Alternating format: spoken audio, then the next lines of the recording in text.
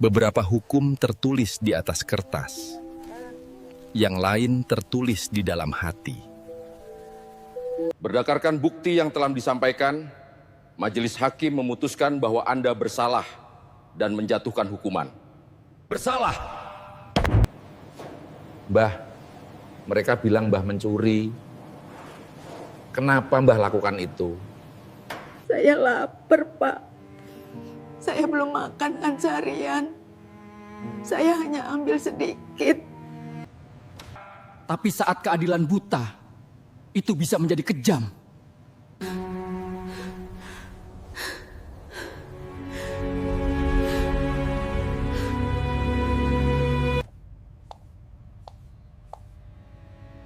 Keadilan untuk 3 singkong.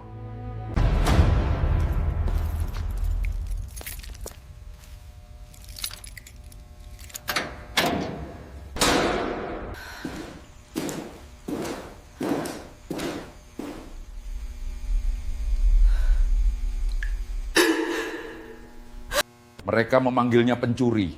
Seorang kriminal, sebuah statistik. Saya hanya melihat seorang nenek. Keadilan itu adalah kegagalan kemanusiaan, dan aku akan memperbaikinya.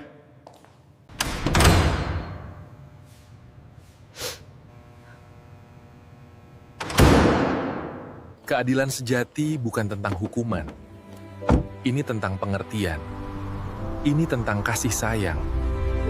Angin sore berhembus pelan menembus celah-celah dinding bilik bambu yang sudah lapuk dimakan usia. Di dalam gubuk reot itu, suasana terasa jauh lebih dingin daripada udara di luar. Bukan karena suhu udara yang rendah, melainkan karena kekosongan yang mencekam.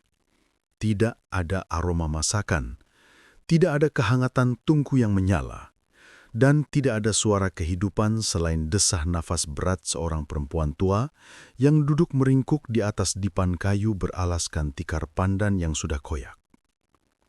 Mbah Sri, perempuan sepuh itu, menatap nanar ke arah kaleng beras yang tergeletak terguling di sudut ruangan. Kosong. Bahkan butiran debu pun seolah enggan hinggap di sana. Sudah 2 hari terakhir ini dapur Mbah Sri tidak mengepulkan asap. Kemarin, ia hanya bertahan dengan sisa kerak nasi yang dikeringkan dan direndam air. Namun hari ini tidak ada apa-apa. Sama sekali tidak ada apa-apa yang bisa dikunyah untuk sekadar mengganjal perutnya yang kini melilit hebat. Rasa perih di lambungnya bukan lagi sekadar sinyal lapar biasa. Rasanya seperti ada tangan tak kasat mata yang meremas ususnya kuat-kuat, memelintirnya hingga keringat dingin sebesar biji jagung bermunculan di keningnya yang penuh kerutan dalam. Usianya sudah lebih dari 70 tahun, sebuah angka yang seharusnya dinikmati dengan istirahat dan ketenangan, bukan dengan pertarungan mematikan melawan kelaparan. Tubuh Mbah Sri yang tinggal tulang berbalut kulit itu gemetar. Ia mencoba bangkit, berpegangan pada tiang penyangga rumah yang ikut berderit seirama dengan gerakannya. Kakinya terasa ringan, seolah tak menapak bumi, sementara kepalanya berdenyut pening. Pandangannya berkunang-kunang, mengubah cahaya oranye matahari senja yang masuk melalui jendela menjadi bercak-bercak hitam yang menari mengejek. "Gusti, paringi kuat," lirihnya dengan suara yang nyaris tak terdengar, serak dan kering karena dahaga. Ia berjalan tertatih menuju pintu belakang. Di kejauhan, hamparan tanah subur membentang luas. Tanah itu bukan miliknya. Itu adalah tanah milik Pak Herman, tuan tanah paling kaya di desa ini, sekaligus orang yang paling disegani dan ditakuti karena sifatnya yang perhitungan. Di lahan itu, tanaman singkong tumbuh dengan subur.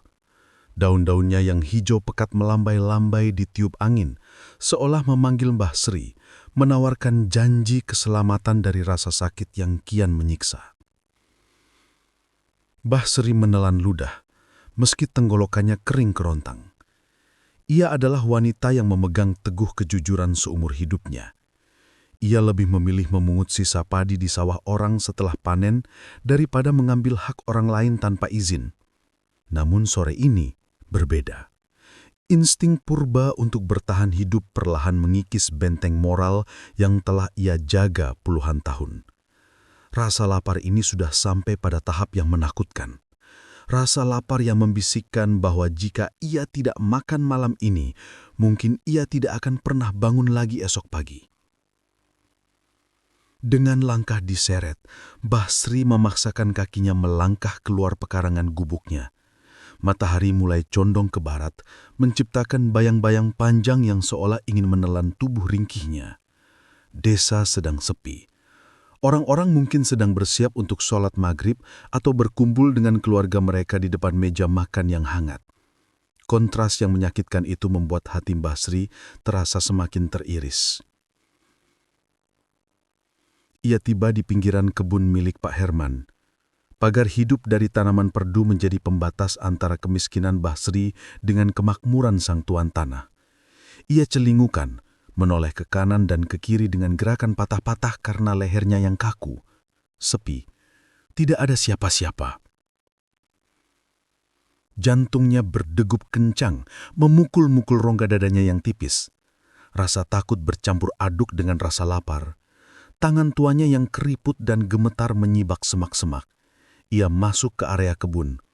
Aroma tanah basah dan daun singkong menyeruak, aroma yang baginya saat ini lebih harum daripada parfum termahal sekalipun.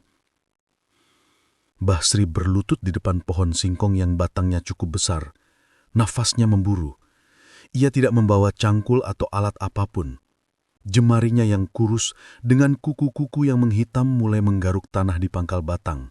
Tanah itu untungnya gembur, namun bagi tenaga Basri yang tersisa sedikit, rasanya seperti menggali batu karang. Maafkan Simbah Pak Herman, Simbah hanya butuh sedikit, cuma biar tidak mati, bisiknya pada tanah seolah meminta izin pada bumi yang ia pijak. Setelah berjuang sebentar, akar singkong itu mulai terlihat. Basri menarik batang itu sekuat tenaga. Krek! Suara akar yang putus terdengar begitu nyaring di telinganya yang waspada. Ia berhasil. Ia mencabut 3 batang singkong berukuran sedang. Tidak banyak, sungguh tidak banyak jika dibandingkan dengan hektaran ladang yang dimiliki Pak Herman.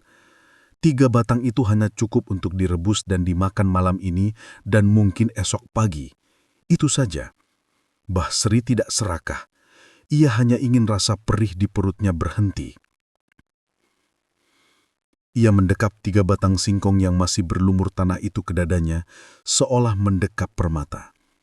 Ada sedikit rasa lega yang menjalar, membayangkan rasa empuk dan hangat singkong rebus yang akan segera menyapa lidahnya. Air matanya menetes, jatuh membasahi ubi kayu yang ia curi itu. Rasa bersalah itu tetap ada, menghantam nuraninya. Namun rasa syukur karena mendapatkan makanan jauh lebih besar. Basri berusaha bangkit berdiri, hendak bergegas pulang sebelum gelap benar-benar turun. Namun, nasib baik rupanya enggan berpihak padanya hari ini. Baru saja ia membalikkan badan, sebuah bentakan keras memecah kesunyian senja melebihi gelegarnya petir di siang bolong. "Hei, siapa itu di sana?"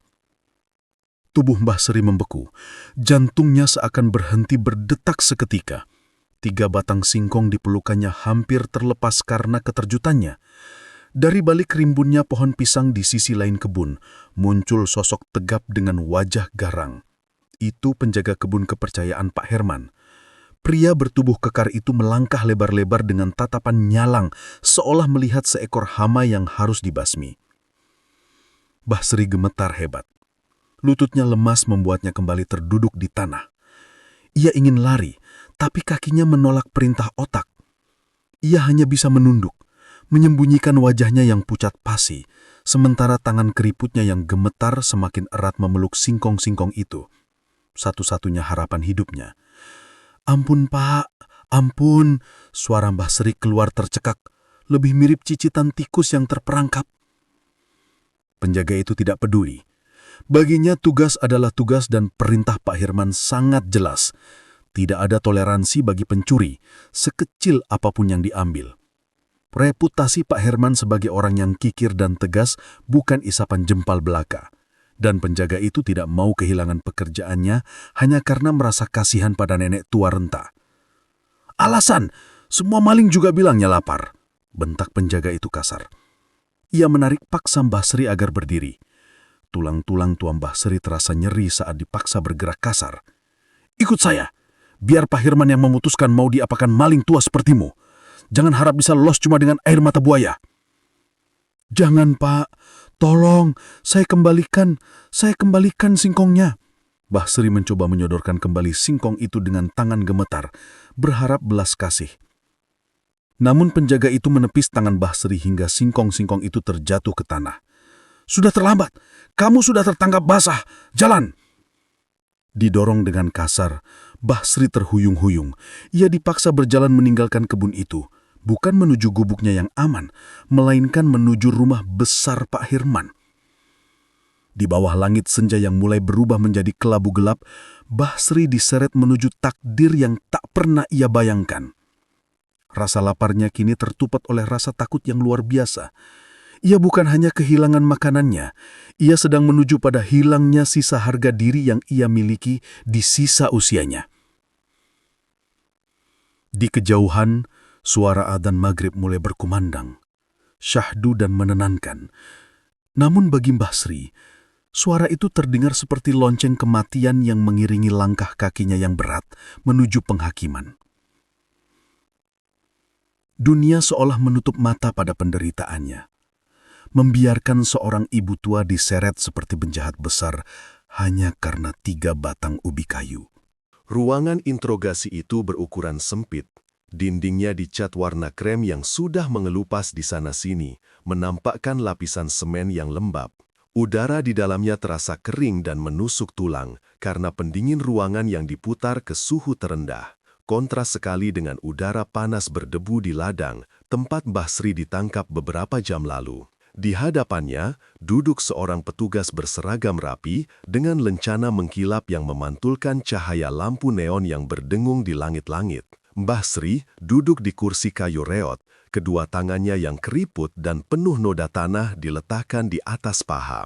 Ia menunduk, tak berani menatap mata petugas yang sejak tadi menyorot tajam, seolah hendak menguliti jiwanya. Perutnya kembali berbunyi, sebuah keroncongan panjang yang memalukan di tengah keheningan birokratis itu. Rasa lapar yang tadinya menjadi alasan ia mencabut singkong itu, kini berubah menjadi rasa mual yang melilit karena ketakutan. Nama lengkap.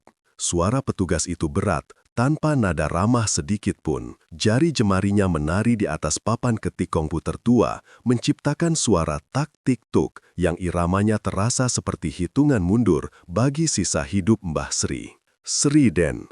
"Mbah Sri," jawabnya lirih. Suaranya serak karena tenggorokan yang kering. "Pekerjaan, buruh tani, kalau ada yang menyuruh. Kalau tidak, ya, serabutan." Petugas itu berhenti mengetik sejenak, lalu mencondongkan tubuhnya ke depan. Aroma tembakau dan kopi instan menguar dari napasnya. "Kau tahu apa kesalahanmu, Bu Sri?" Mbah Sri mengangguk pelan. Air mata mulai menggenang di sudut matanya yang keruh. "Saya mengambil singkong, Den. Cuma 1, Den. Cuma 1. Cucu saya belum makan 2 hari." "Cukup!" bentak petugas itu, membuat bahu ringkih Mbah Sri persentak hebat. "Kami tidak butuh cerita sedih. Hukum tidak mengenal perut lapar. Hukum adalah matematika keadilan. Kau mengambil barang yang bukan hakmu. Itu pencurian. Titik." Di atas meja, barang bukti itu tergeletak. Sebatang singkong yang patah di ujungnya masih berlumur tanah basah. Di mata hukum yang berlaku di ruangan ini, singkong itu seolah-olah setara dengan batangan emas atau brankas bank. Tidak ada yang peduli bahwa nilainya mungkin tak sampai 1.000 perak di pasar. Proses interogasi berjalan seperti gilingan padi yang tak kenal ampun. Pertanyaan demi pertanyaan dilontarkan dengan nada intimidatif, memojokkan Mbah Sri seakan ia adalah gembong kriminal yang telah merugikan negara miliaran rupiah. Ia dipaksa mengakui niat jahat, dipaksa menyetujui berita acara yang bahasanya terlalu tinggi untuk ia pahami. Ia hanya bisa membubuhkan cap jempol di atas kertas, pasrah karena ia tak bisa membaca deretan pasal yang akan menjerat lehernya.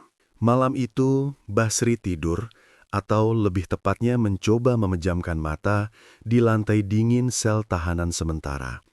Tanpa alas, tanpa selimut. Bayangan wajah cucunya yang menanti di gubuk reot terus menghantui. Apakah anak itu menangis? Apakah tetangga ada yang peduli memberinya nasi sisa? Pikiran itu lebih menyiksa daripada dinginnya ubin penjara. Keesokan harinya, proses hukum bergulir dengan kecepatan yang tidak wajar.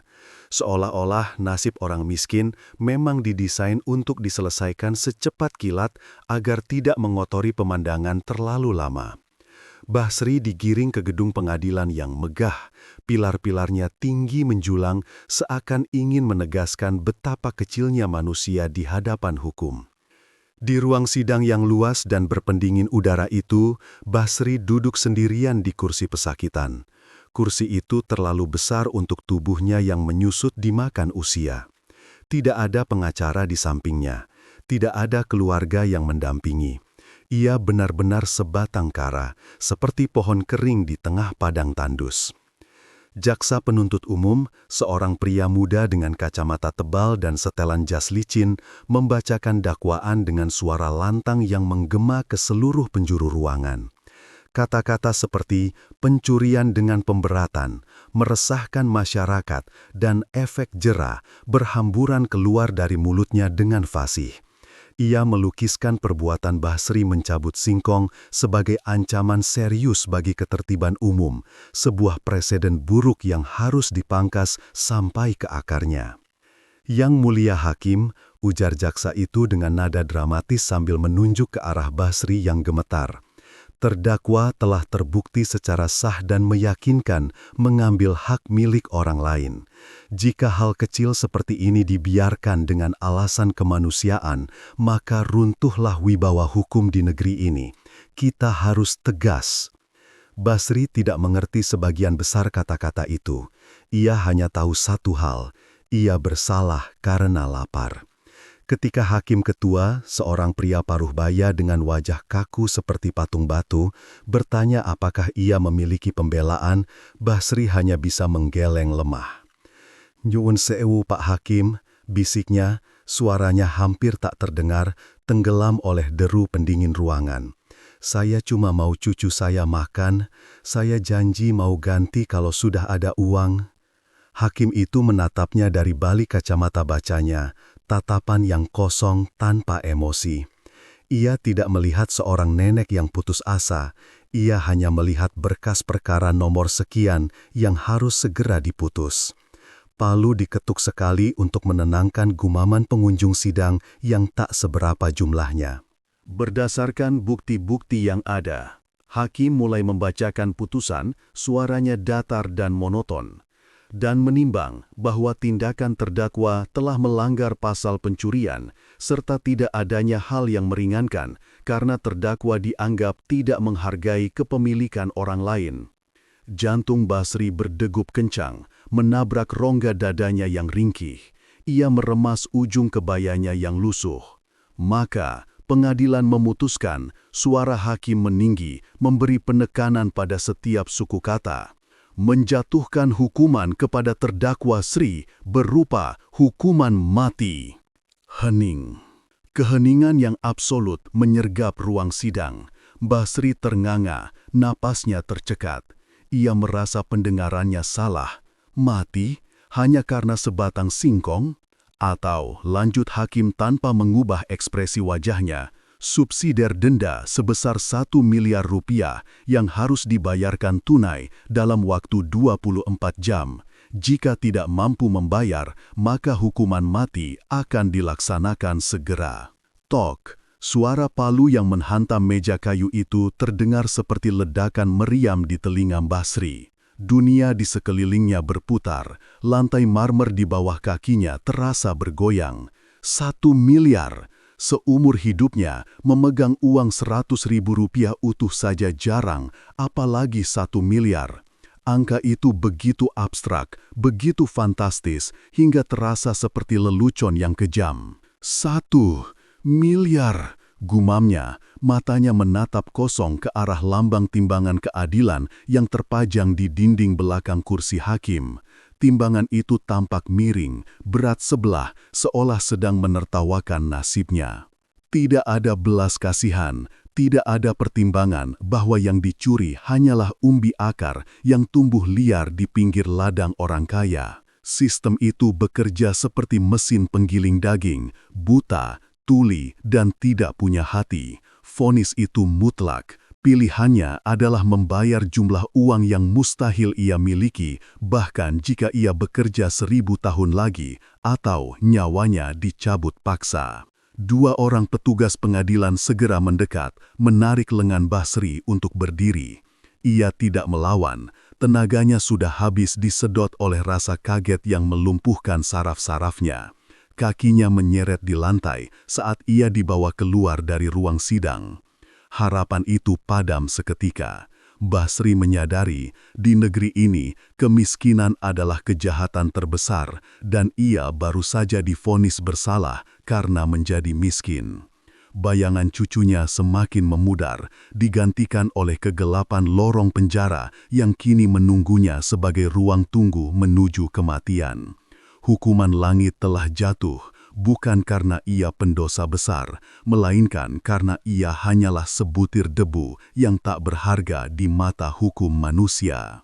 Udara di dalam sel tahanan itu tidak hanya dingin, tetapi menusuk hingga ke sumsum tulang yang sudah rapuh dimakan usia. Basri meringkuk di sudut ruangan di atas sebuah matras tipis yang baunya apek bercampur dengan aroma lembab dinding beton yang berjamur. Cahaya matahari seolah enggan mampir ke tempat ini, hanya menyisakan remang lampu neon yang berkedip-kedip seirama dengan detak jantungnya yang lemah karena ketakutan. Di usianya yang senja, di mana seharusnya ia menikmati sisa hidup dengan tenang, Basri justru harus berhadapan dengan jeruji besi yang angkuh dan tak kenal ampun.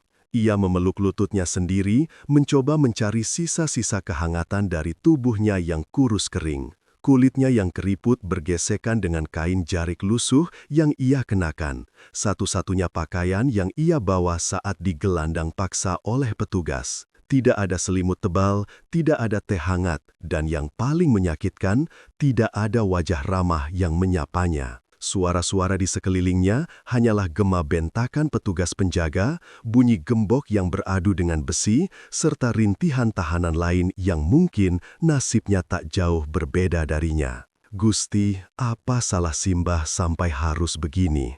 Lirihnya, suaranya nyaris tak terdengar, tertelan oleh dengung kipas angin tua di lorong penjara. Ia teringat rumah gubuknya, teringat kucing liar yang biasa ia beri makan, teringat aroma tanah basah di pekarangannya. Kerinduan itu kini terasa seperti pisau yang mengiris dada. Basri tidak mengerti pasal-pasal hukum, ia tidak paham tentang prosedur pidana. Yang ia tahu, ia hanya mengambil sedikit sisa panen yang terbuang demi mengganjal perut, namun harga yang harus ia bayar adalah kemerdekaannya. Sementara Mbah Sri tenggelam dalam kesendirian yang pahit di balik tembok penjara, dunia di luar sana justru sedang bergolak.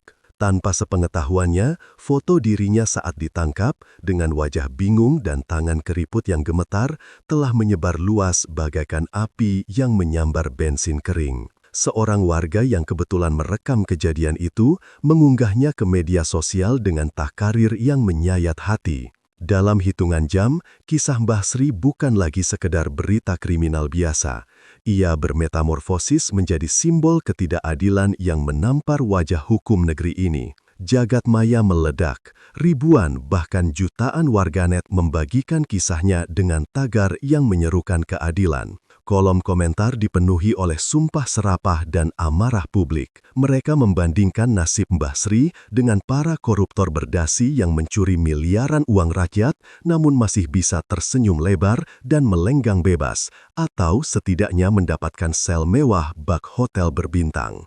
Nenek ini dipenjara karena lapar, sementara tikus berdasi dipelihara negara, tulis seorang netizen dengan penuh emosi. Di mana hati nurani penegak hukum? Tajam ke bawah, tumpul ke atas, seru yang lain.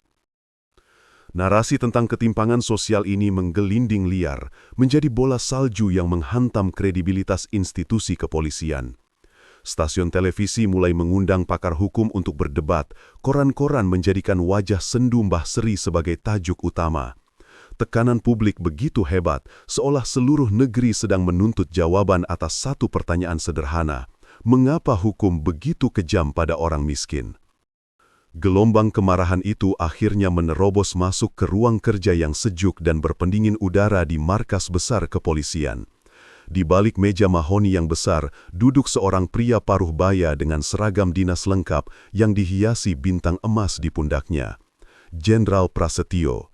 Ia adalah sosok yang disegani, bukan karena pangkatnya semata, melainkan karena rekam jejaknya yang bersih dan integritasnya yang tak pernah tergadaikan. Namun hari ini, wajah sang jenderal tampak keruh. Di tangannya, sebuah tablet menampilkan berita yang sedang viral itu. Mata Jenderal Prasetyo terpaku pada foto Mbah Sri. Ia memperbesar gambar itu, menatap lekat-lekat pada mata tua yang penuh ketakutan itu. Ada sesuatu dalam tatapan Mbah Sri yang menembus pertahanan rasionalitas sang jenderal, menyentuh sisi kemanusiaan yang paling dalam.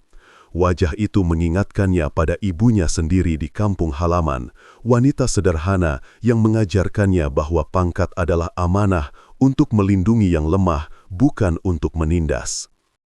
Ini gila, gumam Prasetyo, meletakkan tabletnya dengan kasar ke atas meja. Suara berak pelan menggema di ruangan sunyi itu. Ia bangkit dari kursinya, berjalan menuju jendela kaca besar yang menghadap ke hiruk-pikuk kota. Pikirannya berkecamuk. Sebagai seorang perwira tinggi, ia paham bahwa hukum harus ditegakkan. Aturan adalah aturan. Namun, sebagai manusia yang memiliki hati nurani, ia tidak bisa membenarkan apa yang ia lihat. Bagaimana mungkin sistem yang ia banggakan, institusi yang ia pimpin sebagiannya, bisa begitu buta dalam menimbang rasa keadilan? Menahan seorang nenek renta di sel yang dingin hanya karena kasus sepele sungguh mencederai rasa kemanusiaan. Izin Jenderal, suara ajudannya terdengar dari interkom membuyarkan lamunannya. Ada telepon dari rekan media yang meminta tanggapan soal kasus viral nenek di tahanan. Prasetyo menghela nafas panjang, memijat pelipisnya yang terasa berdenyut. Tahan dulu, jangan ada yang memberi pernyataan sebelum saya mendalami ini. Perintahnya tegas. Ia kembali menatap layar tabletnya.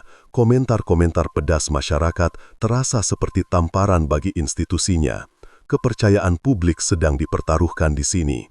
Tapi lebih dari itu, ada nyawa dan martabat seorang manusia yang sedang diinjak-injak oleh birokrasi yang kaku. Ini gila, gumam Prasetyo, meletakkan tabletnya dengan kasar ke atas meja. Suara berak pelan menggema di ruangan sunyi itu. Ia bangkit dari kursinya, berjalan menuju jendela kaca besar yang menghadap ke hiruk-pikuk kota. Pikirannya berkecamuk. Sebagai seorang perwira tinggi, ia paham bahwa hukum harus ditegakkan. Aturan adalah aturan.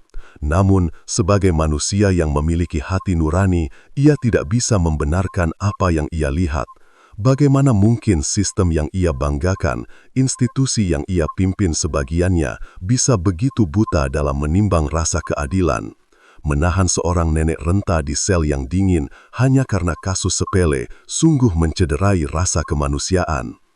Izin Jenderal, suara ajudannya terdengar dari interkom, membuyarkan lamunannya. Ada telepon dari rekan media yang meminta tanggapan soal kasus viral nenek di tahanan. Prasetyo menghela nafas panjang, memijat pelipisnya yang terasa berdenyut. Tahan dulu, jangan ada yang memberi pernyataan sebelum saya mendalami ini. Perintahnya tegas. Ia kembali menatap layar tabletnya. Komentar-komentar pedas masyarakat terasa seperti tamparan bagi institusinya. Kepercayaan publik sedang dipertaruhkan di sini. Tapi lebih dari itu, ada nyawa dan martabat seorang manusia yang sedang diinjak-injak oleh birokrasi yang kaku. Prasetyo merasa gelisah. Ia membayangkan Mbah Sri yang kedinginan, mungkin sedang menangis sendirian tanpa ada yang menenangkan.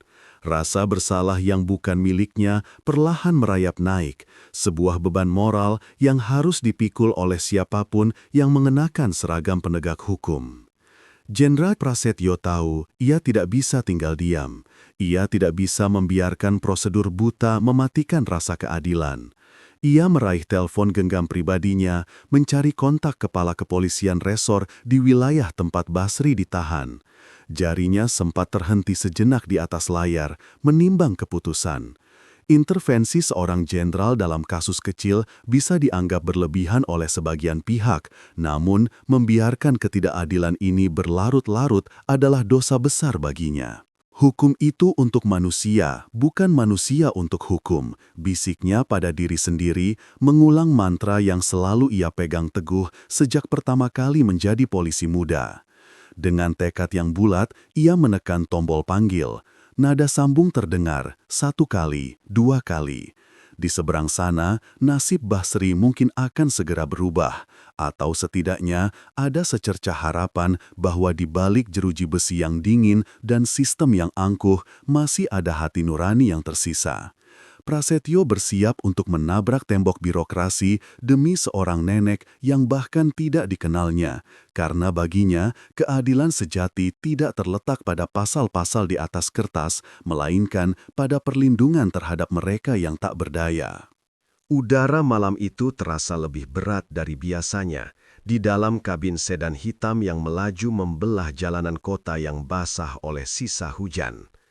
Jenderal Prasetyo duduk di kursi belakang, namun punggungnya tidak bersandar nyaman. Matanya menatap kosong keluar jendela, melihat bias lampu jalan yang berlarian, tetapi pikirannya tertuju pada satu nama yang terus mengusik nuraninya sejak siang tadi, Mbah Sri. Berkas kasus yang ia baca sebelumnya masih tergeletak di sampingnya. Semakin ia memikirkannya, semakin tidak masuk akal rasanya. Naluri keprajuritan yang telah terasah puluhan tahun memberitahunya bahwa ada ketidakberesan yang fundamental dalam kasus ini. Bukan tentang pasal hukum atau bukti fisik, melainkan tentang rasa keadilan yang terluka. Ia tidak bisa menunggu hingga esok pagi. Ia harus melihatnya sendiri malam ini juga. Percepat sedikit, tapi jangan bunyikan sirina, perintah Prasetyo kepada sopirnya.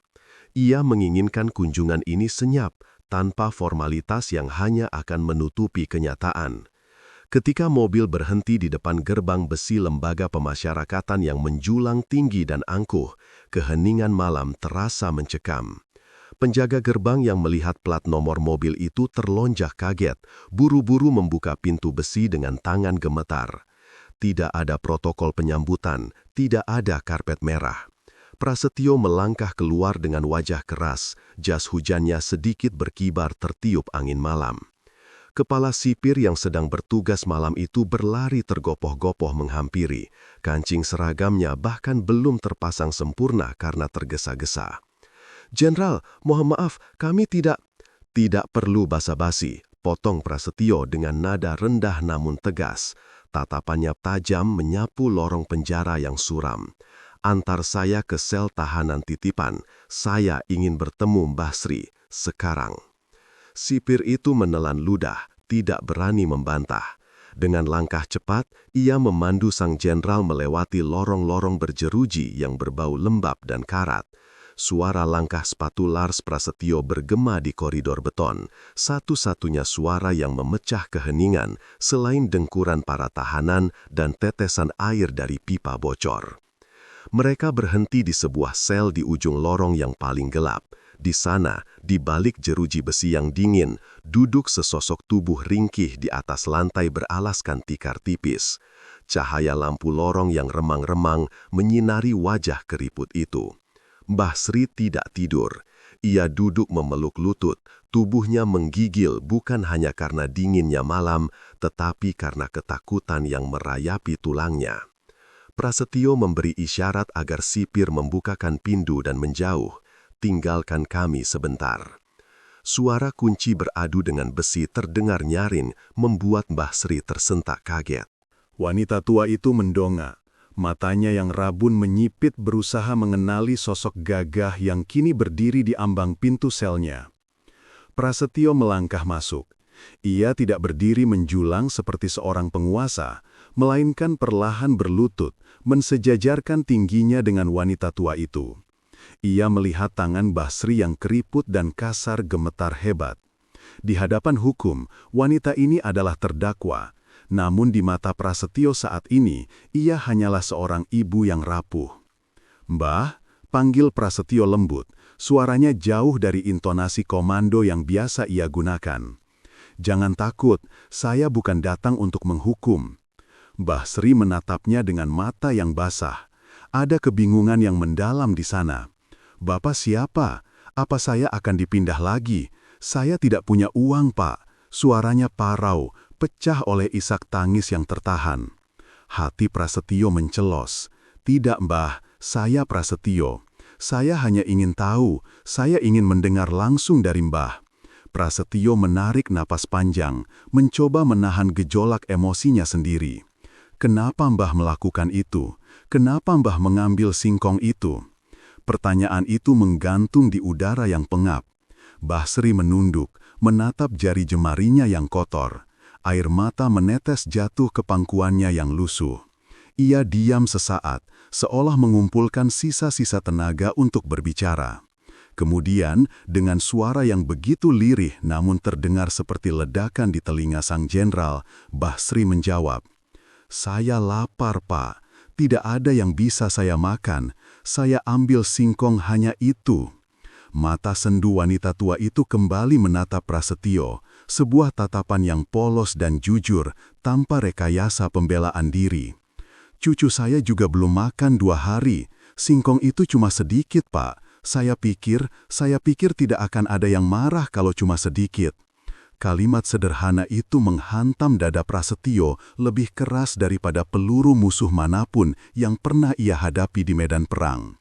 Pengakuan itu menusuk hatinya, merobek logika hukum yang kaku dan memperlihatkan luka menganga pada wajah kemanusiaan negerinya. Prasetyo terdiam, rahangnya mengeras menahan amarah yang tiba-tiba membuncah. Bukan marah pada Mbah Sri, melainkan pada realitas yang ada di hadapannya. Di satu sisi, ada dunianya, dunia para pejabat, dunia hukum yang tertulis di atas kertas putih bersih, dunia di mana orang-orang berdebat tentang pasal-pasal di ruang ber-AC sambil menyantap hidangan mewah. Dan di sisi lain, ada dunia Mbah Sri, dunia di mana moralitas diukur dari sejumput singkong untuk mengganjal perut yang melilit karena lapar. Dua dunia yang hidup berdampingan di bawah satu bendera, namun terpisah jurang nasib yang begitu lebar. Bagaimana bisa seorang nenek renta di penjara, sementara di luar sana pencuri uang negara masih bisa tersenyum di depan kamera? Prasetyo bangkit berdiri. Lututnya terasa kaku, namun tekadnya kini sekeras baja. Ia menatap Mbah Sri sekali lagi, kali ini dengan pandangan penuh hormat dan belas kasih. Ia melepas jaket tebalnya dan menyelimutkannya ke bahu Mbah Sri yang ringkih. "Istirahatlah, Mbah. Saya janji, ini malam terakhir Mbah kedinginan di sini," bisik Prasetyo. Sang jenderal berbalik dan melangkah keluar dari sel dengan langkah lebar dan cepat. Wajahnya merah padam menahan geram. Sipir yang menunggu di ujung lorong tersentak melihat ekspresi Prasetyo yang berubah drastis menjadi menakutkan. "Jenderal?" tanya sipir itu ragu. Prasetyo tidak menjawabnya. Ia terus berjalan menembus koridor penjara seolah ingin segera keluar dari tempat yang ia anggap sebagai monumen kegagalan nurani itu. Sesampainya di luar, di bawah guyuran gerimis yang kembali turun, Prasetyo mengeluarkan ponselnya. Jari-jarinya dengan cepat menekan nomor ketua tim hukum pribadinya. Telepon tersambung pada dering kedua. "Dengarkan saya baik-baik." Suara Prasetyo berat dan dingin, membelah kesunyian malam. "Saya baru saja keluar dari sel Mbah Sri. Ini bukan penegakan hukum. Ini penghinaan terhadap kemanusiaan." Di seberang telepon, hening sejenak sebelum terdengar suara mengiyakan yang gugup. "Siapkan seluruh tim. Tinjau ulang kasus ini dari awal. Cari celah, cari pembelaan, cari apa saja. Saya tidak peduli seberapa rumit prosedurnya. Saya mau wanita tua itu keluar," perintah Prasetyo tanpa kompromi. Ia menatap gedung penjara yang suram itu dengan tatapan nyalang. Mbah Sri tidak seharusnya berada di sana barang sedetik pun hanya karena perutnya lapar. Jika hukum tidak bisa melihat penderitaan rakyat kecil, maka kita yang harus memaksanya untuk melihat. Prasetyo mematikan sambungan telepon. Ia berdiri tegak di samping mobil dinasnya, membiarkan gerimis membasahi wajahnya, berusaha mendinginkan kepala yang mendidih. Malam itu, di pelataran penjara yang sunyi, sebuah keputusan besar telah diambil. Ini bukan lagi sekadar kasus pencurian kecil. Bagi Jenderal Prasetyo, ini adalah pertempuran untuk menyelamatkan wajah keadilan yang telah lama bopeng. Sebuah perang sunyi untuk menyatukan dua dunia yang terpisah oleh ketidakpedulian. Langit di luar gedung pengadilan tampak mendung, seolah menahan beban yang terlampau berat untuk ditumpahkan. Sebuah cerminan sempurna dari suasana hati Jenderal Purnawirawan Prasetyo. Euforia awal ketika ia memutuskan untuk berdiri di samping Mbah Sri, kini perlahan berganti menjadi medan pertempuran yang sunyi namun mematikan. Langkahnya yang tegap ketika meninggalkan ruang sidang kemarin ternyata telah membangunkan harimau tidur. Kabar keterlibatan seorang mantan petinggi militer dalam kasus pencurian 3 buah kakao ini menyebar seperti api di padang ilalang kering. Namun, narasi yang beredar tidaklah seheroik yang dibayangkan masyarakat awam. Di balik layar, mesin-mesin kekuasaan mulai berputar dengan suara gerinda yang menyakitkan telinga. Pak Herman, pemilik perkebunan yang merasa otoritasnya ditantang, tidak tinggal diam. Pria paruh baya dengan setelan jas yang selalu licin itu merasa harga dirinya terinjak. Baginya, Mbah Sri bukan sekedar nenek tua pencuri. Wanita renta itu adalah simbol pembangkangan yang jika dibiarkan lolos akan memicu keberanian penduduk desa lain untuk merongrong aset perkebunannya. Herman tahu ia tidak bisa melawan Prasetyo dengan kekuatan fisik atau intimidasi kasar. Ia harus bermain di arena yang ia kuasai, lobi-lobi gelap dan manipulasi persepsi. Di sebuah ruangan berpendingin udara dengan aroma cerutu yang pekat, Herman duduk berhadapan dengan beberapa orang penting. Telepon genggamnya tidak berhenti berkedip. "Saya tidak peduli dia mantan jenderal atau pahlawan perang," geram Herman, mengetukkan jari-jarinya yang mengenakan cincin batu akik besar ke meja kaca. Kalau nenek itu bebas, wibawa hukum di wilayah ini runtuh. Dan ingat bapak-bapak sekalian, kebun saya adalah penyumbang pajak terbesar di kabupaten ini. Jika saya terganggu, kenyamanan kalian juga terganggu. Ancaman halus itu bekerja efektif. Dalam hitungan hari, Prasetyo mulai merasakan tembok-tembok tak kasat mata berdiri menghalanginya. Pengacara muda yang awalnya ia tunjuk untuk membantu aspek teknis hukum mendadak mengundurkan diri dengan alasan konflik kepentingan yang tidak jelas. Berkas-berkas administrasi yang seharusnya mudah diurus tiba-tiba menjadi rumit dan berbelit di meja panitera. Lebih parah lagi, serangan personal mulai dilancarkan. Koran-koran lokal dan beberapa akun media sosial anonim mulai memuat artikel-artikel tendensius. Judulnya provokatif, mantan jenderal cari panggung di masa pensiun, atau politisasi kasus receh, manuver Prasetyo menuju pilkada. Prasetyo membaca salah satu artikel itu di beranda rumahnya. Tangannya yang kekar meremas koran itu hingga kusut. Wajahnya yang biasanya tenang, kini merah padam menahan amarah. Bukan karena dirinya dihina, ia sudah kenyang makan caci maki di medan perang. Tetapi karena mereka berani memutarbalikan niat tulus membela seorang janda tua menjadi ambisi politik yang kotor. "Bapak tidak perlu membaca sampah itu," ujar sang istri lembut, meletakkan secangkir teh hangat di meja. Ia menatap suaminya dengan kekhawatiran yang nyata. "Mereka mencoba mengalihkan isu, Bu," jawab Prasetyo, suaranya berat dan bergetar. "Mereka ingin masyarakat lupa bahwa ada nenek renta yang diancam penjara hanya karena memungut sisa kakao di tanah. Mereka ingin membunuh karakterku supaya aku mundur." "Apakah Bapak akan mundur?" tanya istrinya pelan. Prasetyo menatap mata istrinya, lalu beralih memandang seragam dinas lamanya yang tergantung rapi di dalam lemari kaca di ruang tamu. Medali-medali itu saksi bisu sumpahnya pada negara. Sumpah untuk melindungi yang lemah, bukan melayani yang kuat. Kalau aku mundur sekarang, Bu, apa bedanya aku dengan pengecut yang lari dari garis depan? Ini bukan soal aku, ini soal Mbah Sri.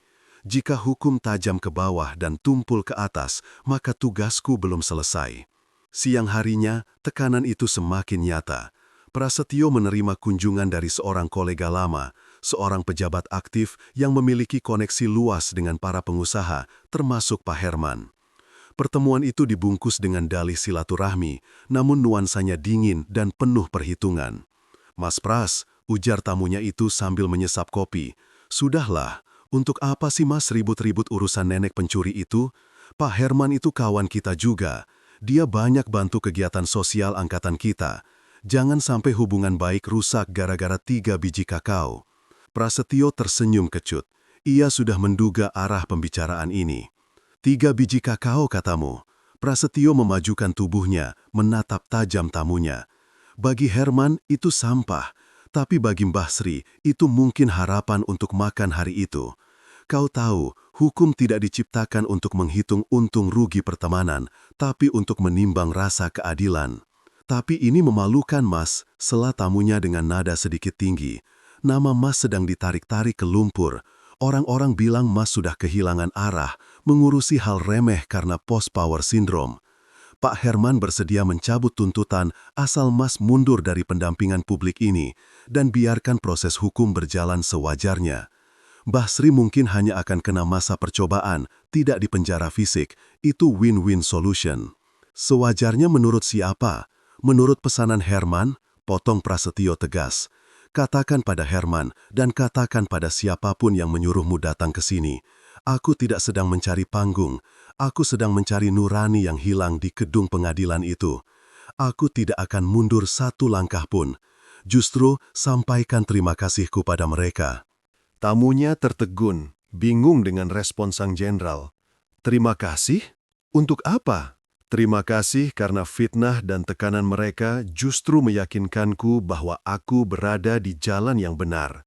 Jika kejahatan tidak merasa terganggu dengan kehadiranmu, berarti kau belum berbuat cukup baik. Dan sekarang mereka sangat terganggu." Setelah tamu itu pergi dengan wajah masam, Prasetyo segera bergerak. Ia tahu ia tidak bisa bertarung sendirian melawan gurita kekuasaan Herman yang mencengkram sistem peradilan lokal. Ia menghubungi kawan-kawan lamanya di ibu kota, aktivis hukum yang idealis, dan jurnalis-jurnalis nasional yang masih memiliki integritas.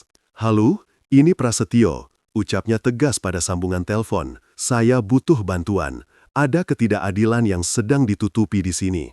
Bukan, ini bukan soal politik. Ini soal seorang ibu." Di sisi lain kota, Pak Herman membanting telepon genggamnya setelah mendengar laporan dari utusannya. Wajahnya merah padam. Ia menyadari bahwa sang jenderal bukan sekedar batu kerikil dalam sepatunya, melainkan batu karang yang siap menghantam kapal bisnisnya. Herman segera memerintahkan pengacaranya untuk mempercepat jadwal sidang dan melobi hakim ketua agar memberikan vonis maksimal sebagai syok terapi. "Buat dia menyesal," desis Herman. "Kita akan lihat seberapa kuat jenderal tua itu menahan badai." Malam itu, Prasetyo tidak bisa tidur. Ia duduk di ruang kerjanya, membolak-balik berkas kasus Mbah Sri. Ia melihat foto barang bukti.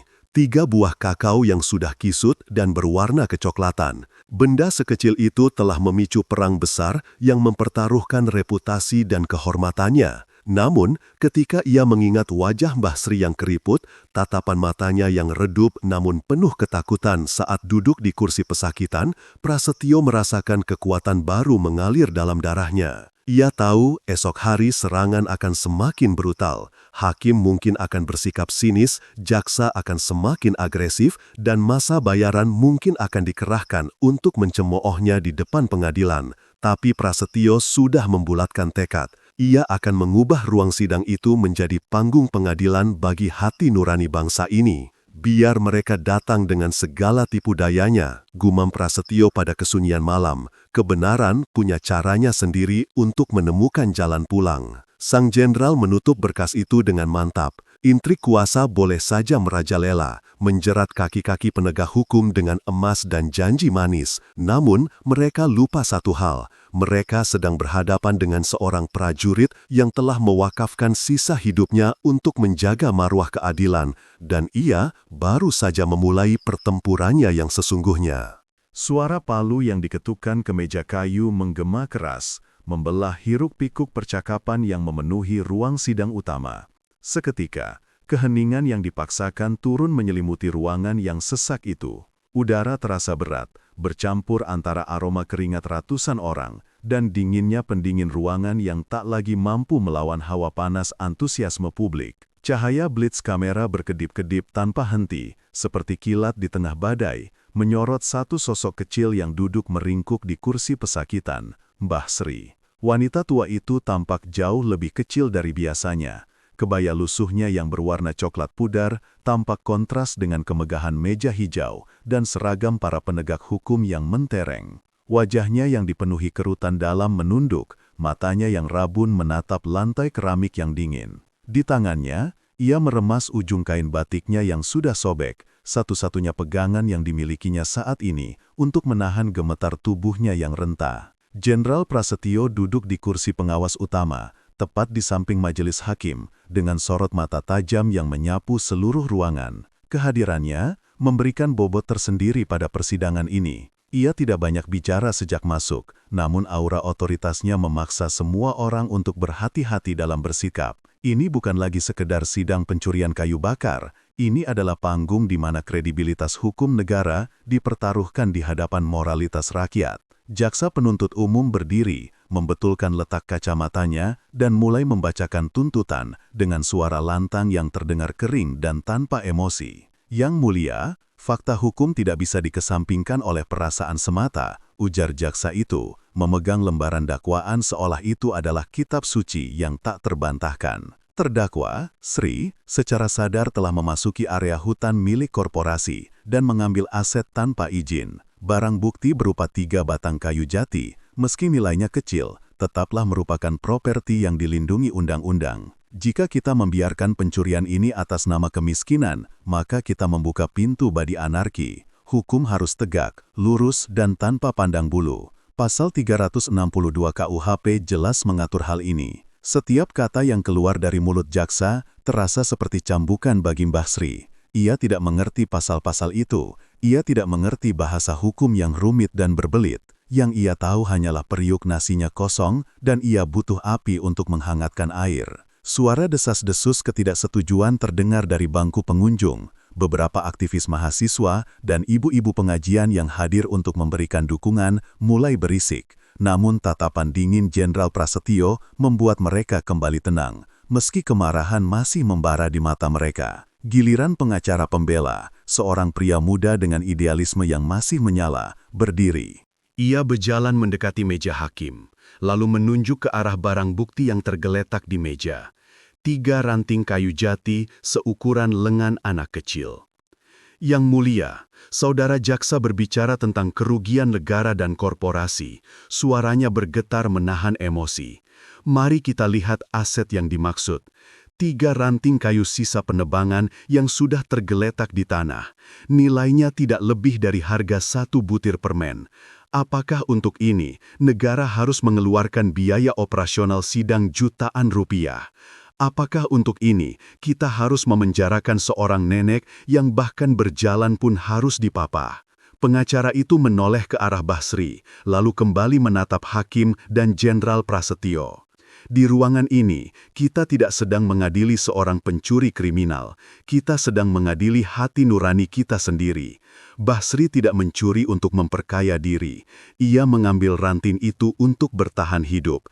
Jika hukum hanya tajam ke bawah dan tumpul ke atas, maka palu di meja yang mulia hanyalah alat penindasan, bukan alat keadilan. Ruangan meledak dengan tepuk tangan riuh, namun segera diredam oleh ketukan palu hakim. "Harap tenang," seru hakim ketua. Ia tampak berkeringat, tertekan di antara 2 kutub argumen yang sama-sama kuat. Secara tekstual hukum, Mbah Sri salah, namun secara sosiologis dan filosofis, menghukumnya adalah kekejaman. Hakim Ketua melirik ke arah Jenderal Prasetyo, mencari petunjuk. Prasetyo mengangguk pelan, lalu mengangkat tangan, meminta izin untuk berbicara. Sesuai prosedur sidang khusus ini, Prasetyo memiliki hak untuk memberikan pandangan sebagai representasi pengawasan negara. Jenderal Prasetyo berdiri, posturnya tegap, seragamnya rapi tanpa celah. Ia berjalan perlahan turun dari podiumnya, mendekati kursi Basri. Langkah kakinya yang berat menggema di seluruh ruangan yang kini senyap total. Ia berhenti tepat di depan wanita tua itu. "Mbah," panggil Prasetyo dengan suara yang jauh lebih lembut dari yang dibayangkan orang-orang. Basri mengangkat wajahnya perlahan, matanya yang berkaca-kaca bertemu dengan pandangan sang jenderal. "Nggih, Den," jawabnya lirih, suaranya parau karena terlalu lama diam dan menahan tangis. "Apa Mbah tahu kalau mengambil kayu itu salah menurut aturan?" tanya Prasetyo. Mbah Sri mengangguk lemah. "Simbah boten ngertos aturan tertulis, Den. Simbah cuma tahu itu kayu sisa, sudah jatuh di tanah.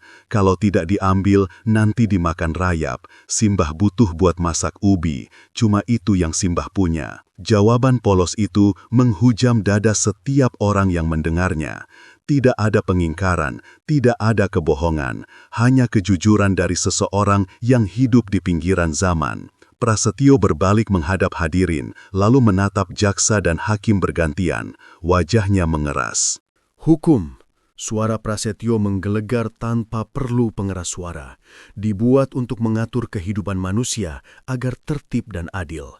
Namun, ketika hukum digunakan untuk menindas mereka yang tak berdaya, sementara para koruptor besar melenggang bebas, maka hukum itu telah kehilangan jiwanya. Ia mengambil salah satu ranting kayu dari meja barang bukti, mengangkatnya tinggi-tinggi. 3 ranting ini, lanjut Prasetyo, diklaim sebagai kerugian negara. Tapi saya tanya, berapa kerugian negara akibat ketidakpedulian kita? Kita membiarkan seorang ibu tua kelaparan sampai harus memungut sampah hutan hanya untuk makan. Siapa yang sebenarnya bersalah di sini? Basri yang mengambil ranting atau kita semua, negara, masyarakat, tetangga yang membiarkannya hidup dalam kekurangan? Hening, tak ada yang berani bernapas. Jaksa penuntut umum menundukkan kepalanya, tak mampu menatap mata sang jenderal. Prasetyo kembali menatap hakim ketua. "Yang mulia, hukum positif memang harus ditegakkan. Basri terbukti mengambil barang yang bukan miliknya. Berdasarkan hukum, dia bersalah." Gumaman kekecewaan terdengar dari bangku penonton. Basri menunduk semakin dalam, pasrah, air mata menetes jatuh ke pangkuannya. Harapan terakhirnya seolah padam. Namun, potong Prasetyo cepat, keadilan bukan kalkulator. Saya meminta majelis hakim menjatuhkan vonis bersalah dengan denda seringan-ringannya sesuai pasal, dan saya, Prasetyo, yang akan membayar denda tersebut saat ini juga. Prasetyo merogoh saku celananya, mengeluarkan dompet, dan mengambil beberapa lembar uang merah. Ia meletakkannya di meja hakim. Tapi, denda ini tidak cukup. Prasetyo berbalik menghadap seluruh hadirin di ruang sidang.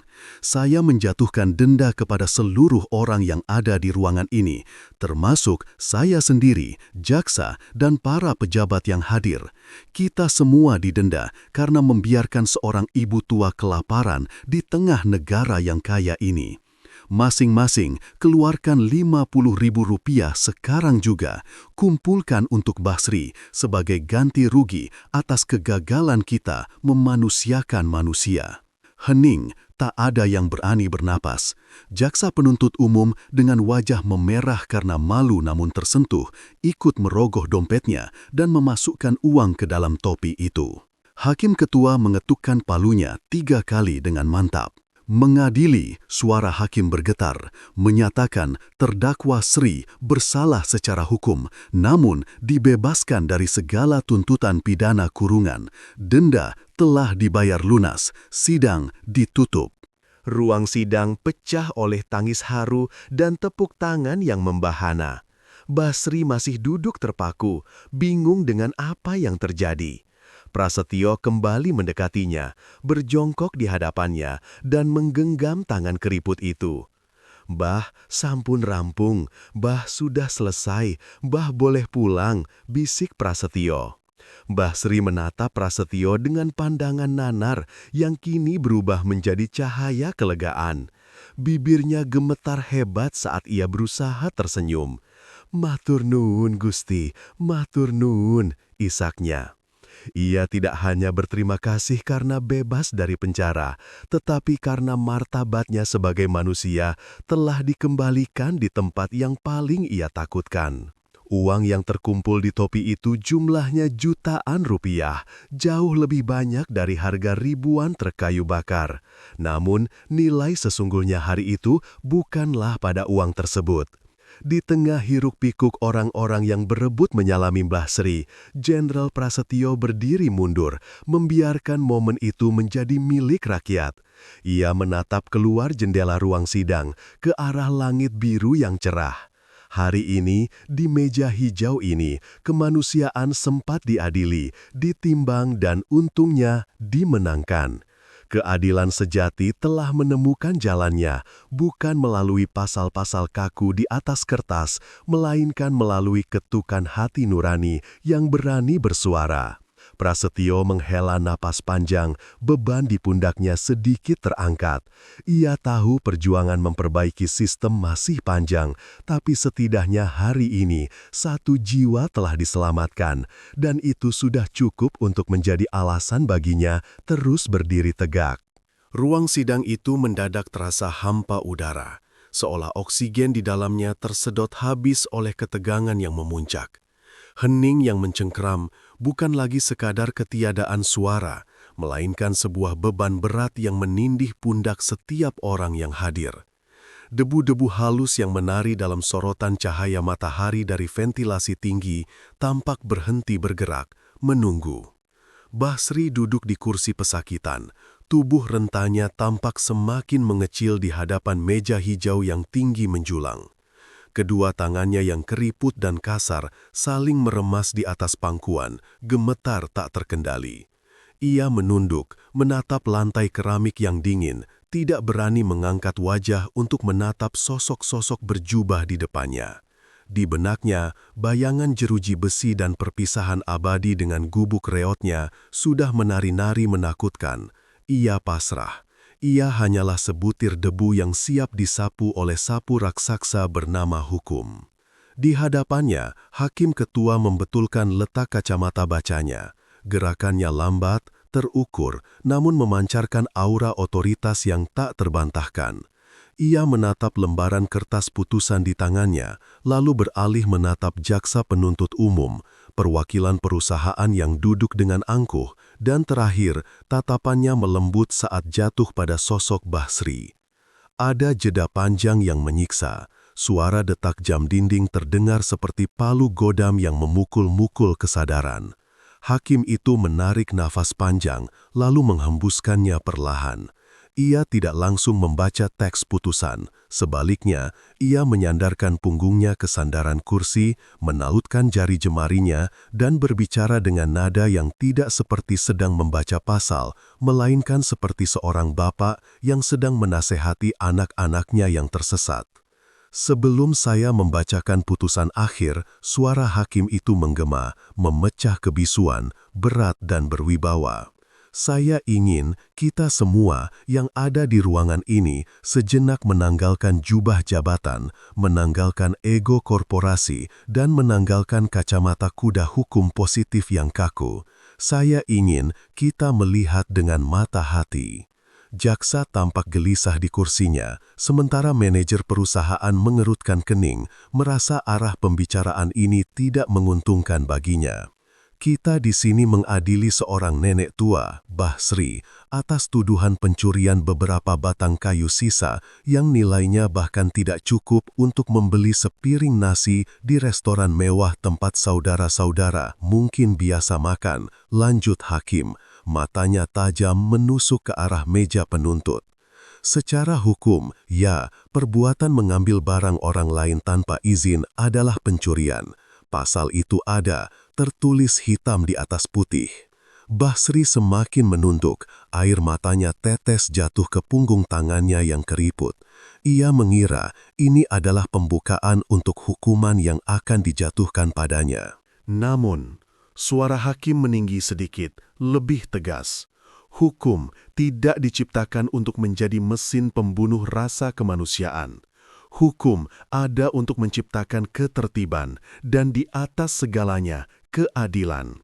Keadilan macam apa yang kita tegakkan jika kita memenjarakan seorang nenek renta yang memungut kayu bakar demi bisa menanak nasi agar tidak mati kelaparan? Ruangan sidang mulai berdengung lirih. Para pengunjung saling berbisik, beberapa mengangguk setuju, sementara wartawan di barisan belakang mulai mencatat dengan antusias. Hakim kembali menegakkan duduknya. Kini ia mengambil palu sidangnya, namun belum mengetukkannya. Ia menatap Basri lekat-lekat. Saya telah memeriksa semua bukti, saya telah mendengar kesaksian, dan yang paling penting, saya telah melihat kondisi terdakwa. Ujar hakim. Basri bukanlah seorang kriminal. Tidak ada niat jahat, tidak ada mens rea untuk memperkaya diri sendiri atau merugikan orang lain secara masif. Ini adalah tindakan bertahan hidup, survival. Dengan gerakan tegas, hakim membuka lembaran terakhir putusannya.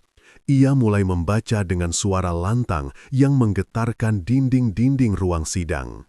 Menimbang bahwa tujuan hukum bukan semata-mata kepastian hukum, melainkan juga kemanfaatan dan keadilan.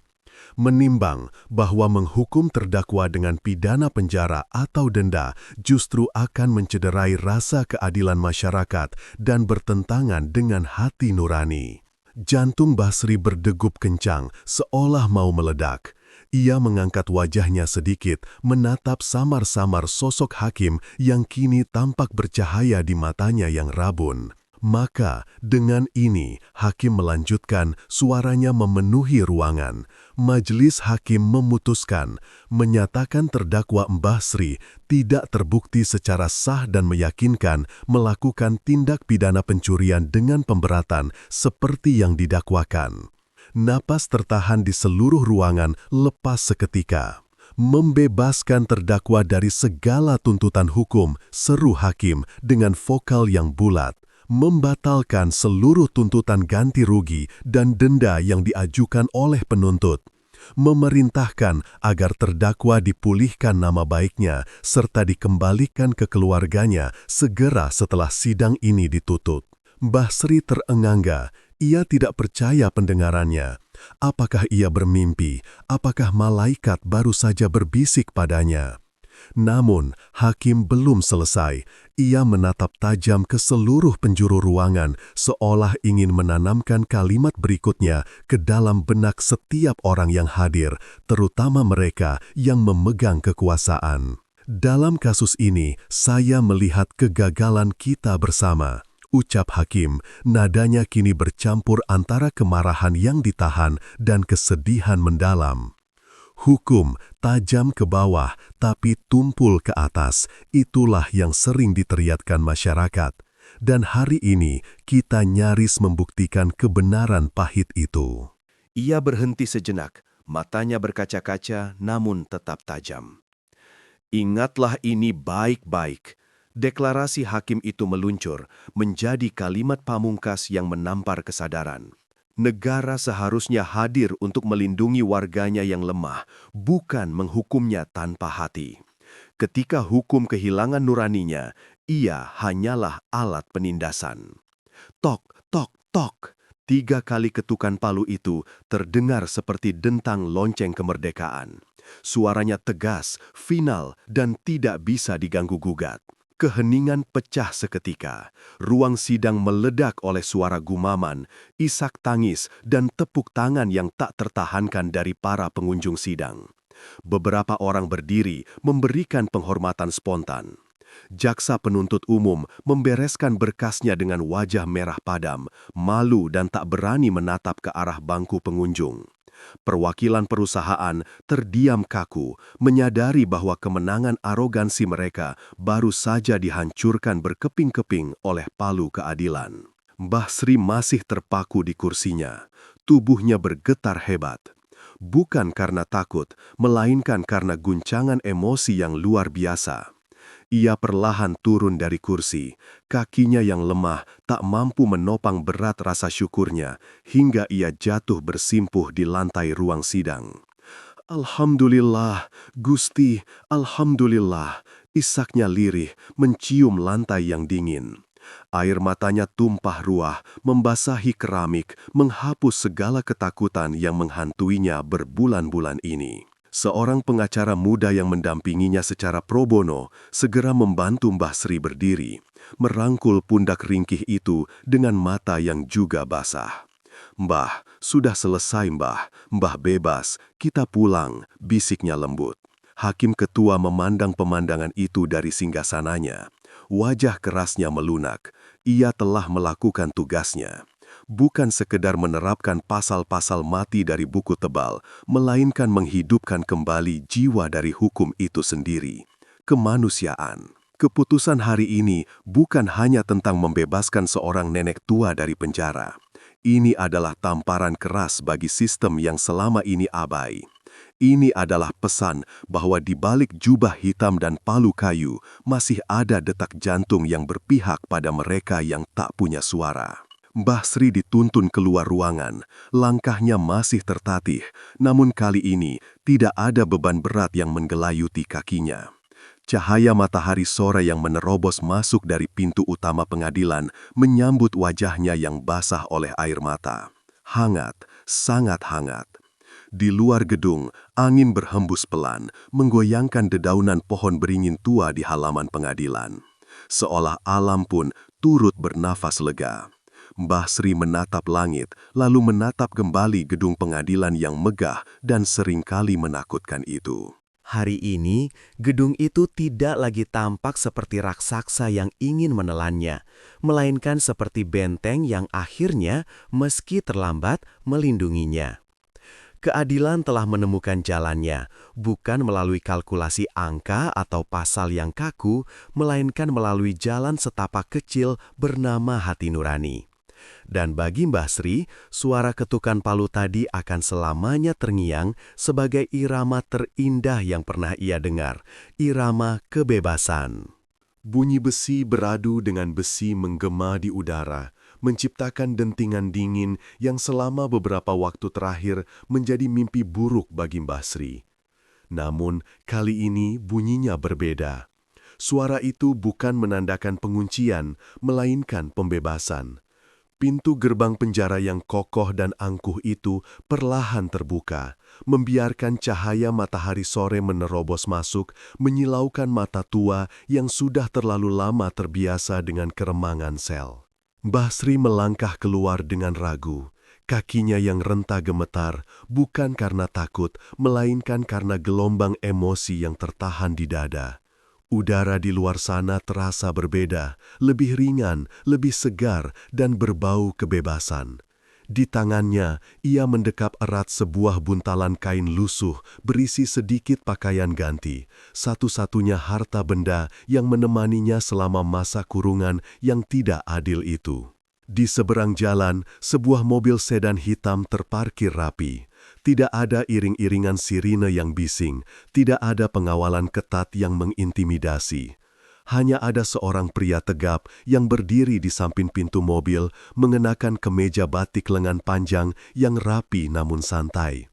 Itu Jenderal Prasetyo, sosok yang di dalam ruang pengadilan tampak begitu berwibawa dan menakutkan bagi para koruptor, kini berdiri di sana dengan senyum paling hangat yang bisa diberikan seorang cucu kepada neneknya. Mbah Sri berhenti sejenak, merasa sungkan. Ia hanyalah wanita tua pemungut kayu bakar yang nasibnya dipermainkan oleh hukum yang buta, sementara pria di depannya adalah orang besar. Namun, Prasetyo tidak membiarkan keraguan itu bertahan lama. Ia melangkah cepat menyeberangi jarak di antara mereka, mengabaikan debu jalanan yang mengotori sepatu mengkilapnya. "Sugeng sonten Mbah," sapa Prasetyo dengan suara bariton yang lembut, menundukkan tubuhnya sedikit untuk menyamakan tinggi pandangannya dengan wanita tua itu. "Sudah selesai semuanya. Mari saya antar pulang. Mbah Sri menatap wajah sang jenderal dengan mata berkaca-kaca. Bibirnya bergetar, ingin mengucapkan terima kasih, tetapi suaranya tercekat di tenggorokan. Ia hanya mampu mengangguk pelan. Tanpa canggung, Prasetyo mengambil alih buntalan kain dari tangan keriput Mbah Sri. Pemandangan itu, seorang jenderal bintang 2 membawa buntalan lusuh milik seorang nenek renta adalah sebuah kontradiksi visual yang menghantam siapapun yang melihatnya. Prasetyo membukakan pintu mobil dengan takzim, mempersilahkan Mbah Sri masuk layaknya seorang tamu kehormatan negara. Di dalam mobil yang sejuk dan beraroma melati itu, keheningan terasa nyaman, tidak ada kecanggungan birokrasi, yang ada hanyalah interaksi antar manusia. Mbah tidak usah memikirkan apa-apa lagi, ujar Prasetyo memecah keheningan saat mobil mulai melaju membelah jalanan kota yang padat. Surat pembebasan sudah diurus. Catatan Mbah sudah bersih. Yang perlu Mbah pikirkan sekarang cuma istirahat dan memberi makan ayam-ayam di rumah. Mbah Sri tersenyum tipis. Air mata akhirnya menetes membasahi pipinya yang cekung. Nak Jenderal, kenapa repot-repot sama orang kecil seperti Simbah? Padahal banyak urusan negara yang lebih penting. Prasetyo menatap jalanan lurus di depannya, namun pikirannya melayang jauh. Ia teringat ibunya sendiri. Teringat pada sumpah jabatannya yang bukan hanya kepada undang-undang, tapi kepada kemanusiaan. Justru ini urusan negara yang paling penting, Mbah, jawab Prasetyo tegas namun pelan. Negara ini ada untuk melindungi orang-orang seperti Mbah. Kalau hukum tajam ke bawah dan tumpul ke atas, untuk apa saya pakai seragam ini? Mengantar Mbah pulang adalah cara saya mengingatkan diri sendiri bahwa hati nurani tidak boleh mati di balik meja jabatan. Tanpa mereka sadari, interaksi sederhana di depan gerbang penjara tadi telah diabadikan oleh kamera ponsel warga yang kebetulan melintas. Dalam hitungan jam, foto Jenderal Prasetyo yang membungkuk sopan sambil membawa buntalan kain Mbah Sri menyebar luas di jagat maya. Tidak ada rekayasa pencitraan di sana, hanya ketulusan yang tertangkap lensa. Netizen yang biasanya riuh dengan perdebatan politik, kali ini bersatu dalam keharuan. Tagar #kemanusiaan menemukan jalan dan #hati nurani hukum menjadi topik hangat, memicu diskusi nasional tentang pentingnya restoratif justice dan perlindungan bagi kaum lemah. Perjalanan menuju desa Mbah Sri memakan waktu 1 jam. Namun bagi Mbah Sri, itu adalah perjalanan transisi dari mimpi buruk kembali ke realitas yang ia rindukan.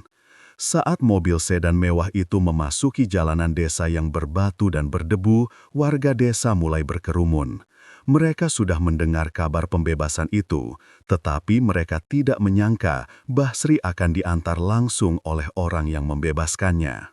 Mobil berhenti tepat di depan gubuk sederhana Mbah Sri yang dinding anyaman bambunya sudah mulai rapuh. Suasana hening seketika. Prasetyo turun lebih dulu, bergegas memutar untuk membukakan pintu bagi Mbah Sri. Ketika kaki Mbah Sri menyentuh tanah halamannya sendiri, tangis pecah. Bukan hanya tangis Mbah Sri, tapi juga tetangga-tetangganya yang selama ini tak berdaya membela. Prasetyo menuntun Mbah Sri hingga ke teras rumah. Di sana, di atas balai-balai bambu tua, Mbah Sri duduk, seolah melepaskan seluruh beban dunia yang selama ini memikul pundaknya. Jenderal Prasetyo tidak langsung pergi. Ia duduk sebentar di samping Mbah Sri, menolak tawaran air minum karena tidak ingin merepotkan, namun menerima ubi rebus yang buru-buru disuguhkan oleh tetangga dengan penuh rasa hormat. Ia berbincang santai dengan warga, mendengarkan keluh kesah mereka tentang irigasi dan pupuk, jauh dari topik hukum yang rumit. Saat matahari mulai terbenam, menyisakan semburat jingga di ufuk barat, Prasetyo berpamitan. Ia berdiri, merapikan bajunya, lalu melakukan sesuatu yang membuat seluruh warga desa tertegun. Ia meraih tangan kanan Mbah Sri, membungkuk dan mencium punggung tangan wanita tua itu, sebuah gestur penghormatan tertinggi dari seorang anak kepada orang tua, menafikan segala pangkat dan jabatan yang melekat padanya. "Saya pamit, Bah, jaga kesehatan," ucapnya tulus. Matur nuwun nak, Gusti Allah yang membalas, bisik Mbah Sri dengan suara parau.